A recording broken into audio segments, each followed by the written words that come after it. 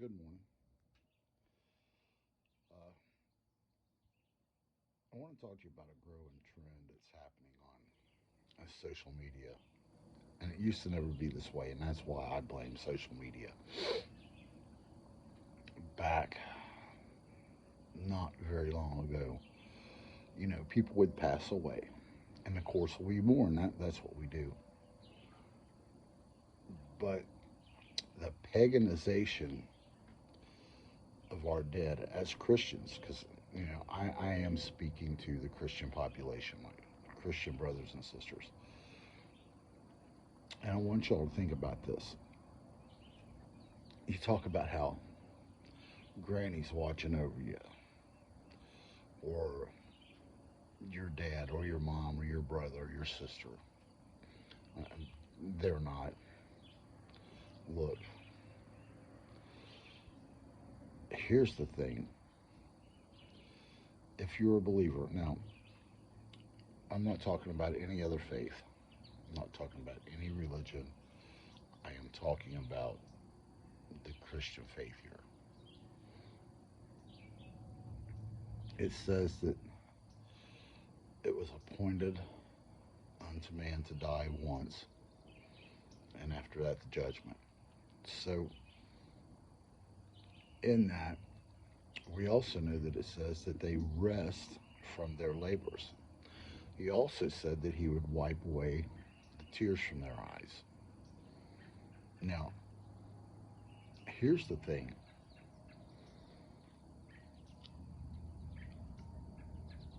It is sad to think that someone you love has passed away and has gone to this ethereal area to watch over your life. They got better things. Okay. And here's what I mean. Is that really what you want for your loved ones that have passed away? That their purpose is to watch you struggle? Now I'm about to say something that probably going to anger a few people, but I don't care. It is what it is. What about those things you do in secret? I mean, if they can see everything else you're doing, and they can actually pray for you and all these other things, then what about those moments when you're doing things that you shouldn't do? Now, I hate to call that out, but it is what it is. What are they, just blind at that moment? They don't see, they don't hear. I mean, because if you all truly believe that, there are some things you would never do in life. And, you know, these secret things would become open things. That's how it would work, right? But we mourn. And it's like social media has taught us to glamorize and to popularize our mourning. People, if you're a Christian, you have to believe that God would not put us through this struggle in this life only to send us to the next, whatever you want to call it. Of course, that's pagan in itself. Only to watch your loved ones, people you care about, struggle. I mean, that's hell right there. Of course, I don't see hell like most people do, but to me, hell's just a grave, so everybody goes to hell. Hell comes from the word Sheol, and Sheol means grave. Everybody goes to hell. The lake of fire is a different thing altogether. It said that both death and hell were cast into the lake of fire. So the lake of fire can't be hell because you can't cast something into itself, right? Y'all need to think about these things. But my whole point is, yeah, it's okay. Anniversary comes up and you're thinking, oh, well, dad passed away on this day. I get it. Don't glamorize it. You know, people, if I had a post on every anniversary of people that I loved who passed away, it'd be every day. But we pick and choose, don't we? We're like, oh, today I'm going to be sad. Today I'm going to be miserable. Today I'm going to remember the dead. Hell, you can't get away from remembering the dead long enough to freaking live. And when you are, most of y'all are bitching and pissing and moaning and complaining. I've never seen a sorrier bunch of people so miserable, and then find these moments to just make their day terrible. It's like, it's no different than a meth addict. You've got to have that day to get your rocks off, whatever that is, mentally, emotionally. And a lot of it, I swear, is mental masturbation. You'll just want to feel good about something, and you feel best when you're miserable. Okay?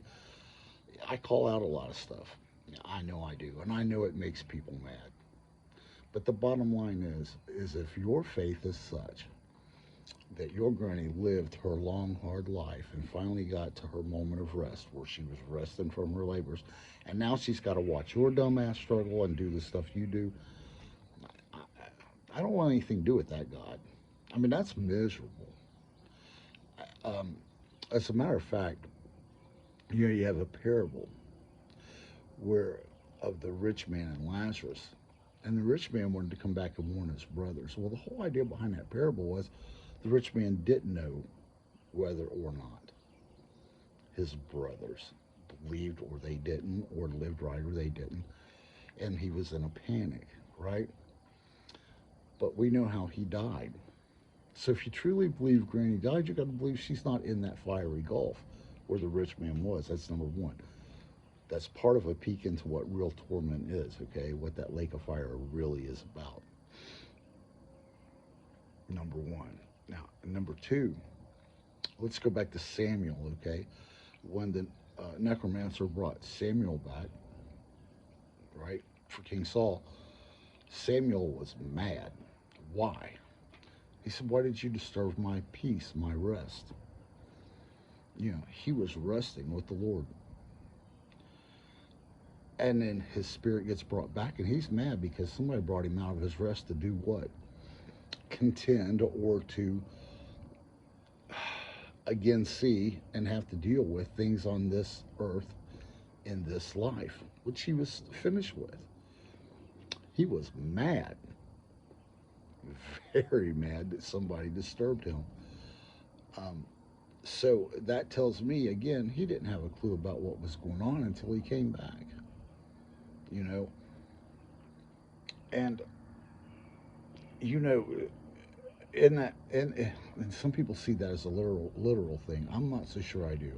I think the thing about Samuel is probably more a parable and and almost an allegory, to be honest. But that's neither here nor there. It still points to the same thing. And it's okay to mourn. I'm not saying it's wrong to mourn. Absolutely. Okay. But Facebook, Instagram, Twitter have made hero worship out of people who are just as imperfect as you. Who, here's a thought. If your dead relatives can change your life, why ain't it better? I mean, think about this. If they could change your life and it's as pissy as you say it is, they didn't like you. Your relatives must have hated you because they got on beyond this and said, screw them. I hope their life's miserable. See, none of it makes sense. And most of this is from pagan origins. Osiris, Horus, Isis, Baal, and most of you don't even know that. But I wanted to have this talk, and I know it's running on 10 minutes. But listen, people, this is crazy. It's lunacy. And if you're going to be happy at all, you're going to have to choose to be happy and quit clinging to these paganistic ideas about the dead, about your life and how things are going, and just get up and become the change you want and need. Okay? But if y'all really are that miserable and you love the misery, have at it. I gotta go, people. Peace.